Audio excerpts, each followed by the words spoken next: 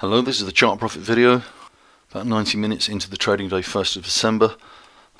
Looking at the pre-open today, this is the E-mini S&P. Top left there is a comment here from pre-open 31st of August.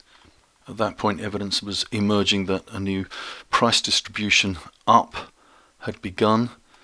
Looking at the equivalent levels here on the spider chart, so late August we were accepting price up here, which I mentioned was the level that corresponded to the value area high of the previous distribution. We were accepting price at that, which I said was bullish, and indicated that a new distribution up had begun. And you can see on the chart here that from sort of middle of August we've seen 7 days of aggressive buying. That's the green bars. From that point we have seen no aggressive selling whatsoever. It's very unusual to go, I think it's 73 days now without any aggressive selling being marked at all.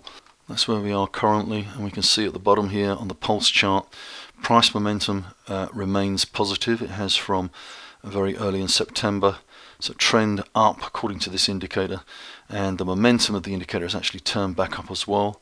And the breadth in the middle here, the sort of system that runs on the New York daily breadth chart, is also positive. Just to remind you where that comes from, this is the chart of the breadth indicators through Thursday that I use, and these two bottom indicators here holding positive readings, and together they give us the green indication back on the pulse chart here. Mentioned for a while that the first sign of weakness we'd be looking for would be a day of aggressive selling like this or this, a red bar. Until we see that, we just assume, unless we see effective aggressive selling, we assume that the buyers are in control. E-mini is now printing well above what I call first level long-term support, which is 25.7350. That's the 3-month point of control. I said that hopefully a minor point of control of some importance will emerge over the next few days to give a closer level to monitor for minor support resistance. In that sense, a little consolidation would be helpful. Let's look at the sentiment indicators. My version of the RIDEX assets ratio slightly higher on Thursday to 15.92, and the important level, the highest ratio I've recorded in the database, is 18.34. That was recorded on the 31st of October. That was here. Ratio actually fell following that quite sharply, and it's now climbing back up. But that level above 18, really an extreme reading. We're looking at the bull fund assets in isolation here, all the way back to 2007. Bull fund assets that I follow actually out at a high at the moment. Bear fund assets here, recently recording late October an extreme low in bear assets, and just up a little from there at the moment. Remembering these are contrarian indicators, indication here is the public are becoming very involved. Also saw an extreme in the Investors Intelligence poll. Just 3 weeks ago the bulls percent peaked at 64.4%, and if we look at the net reading, bulls minus bears, 3 weeks ago that hit 50. That was the highest reading since 1987. At the front of last week's ebook here, the indicator readings that I've marked in red here, all of these indicating recent readings of extreme bullishness. Therefore, in a contrarian fashion, they're sending a warning. Apart from the exposure index, which had fallen to 49.76 a couple of weeks ago, which was the lowest level since May 2016. That indicator measuring current equity exposure of active money managers. And at this point here, just 2 weeks ago, it actually fell below its lower Bollinger Band, in defiance of all the other indicators we're currently looking at, which are getting overheated. In the past, when this indicator has fallen below its weekly Bollinger Band, lower Bollinger Band, previously the market has rallied from that level of selling. We'll look at some charts. I'm going to start with USO, the oil fund ETF. The major point of control for this chart, the major controlling price, has been here just above 10 for a good while. I mentioned last week there was a possibility of it rallying up to just above 11.4, and that's actually happened. So we've seen the major point of control migrate to this level on the distribution. You can see that here if we look at a 30-minute price distribution on USO back through 2016.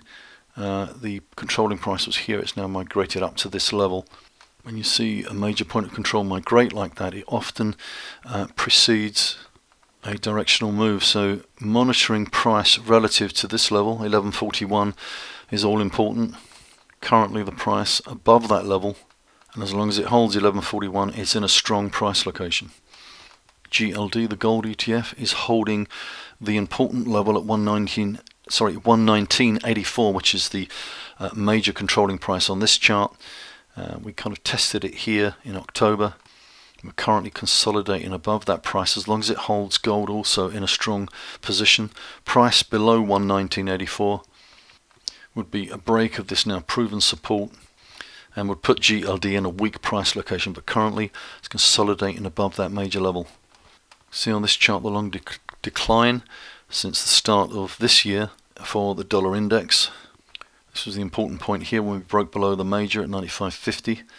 A little support here, and then we broke below it, came quickly lower. We built out an 8-month controlling price at 93.46, and currently we are struggling to print back above that level. So that's clear resistance now on this chart.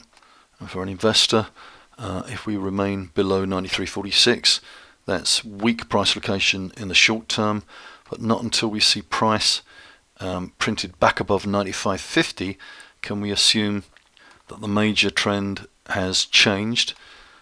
And that holds true as long as this major remains at 95.50. It's possible it could migrate, but I don't see that happening anytime soon. So weakness in the dollar indicated on that chart. We see a strong price location for the Euro FX chart above its 1 year, which is here, 117.55, and we're now consolidating above this little dashed line here, which is the halfway point from here to here. And as long as we hold 117.55, strong price location. Pound dollar in a strong price location also above 114.50, which is the halfway point off the Brexit high over here. Short term strong position as long as we hold that level, and longer term 9 month at 129.95. I'm calling this a key chart at the moment. This is the dollar yen. Last week I went into some detail on this graphic. This is a weekly chart, and you can see here 3 fails on the weekly chart at the major resistance, which is this level, 113.70. That's the major controlling price. Well, look at this is the 2 year down here at 111.30, obviously providing support at this point. This being the controlling price of the current distribution. This one more important, long-term level, and you can see the resistance 3 times recently. Okay, so the best way to interpret the chart at the moment, quite simply, price below 111.30. Down here, breaking this support as well, would be really weak price location. I'd expect prices to head lower, and consolidation above 113.70, a higher low, would indicate higher. Best to take it as it comes, but looking at other charts, certainly the ones we've just looked at, my guess here would be that we'll see this chart break down, but that would be confirmation below that level. Okay, this is TLT, the T-bond ETF.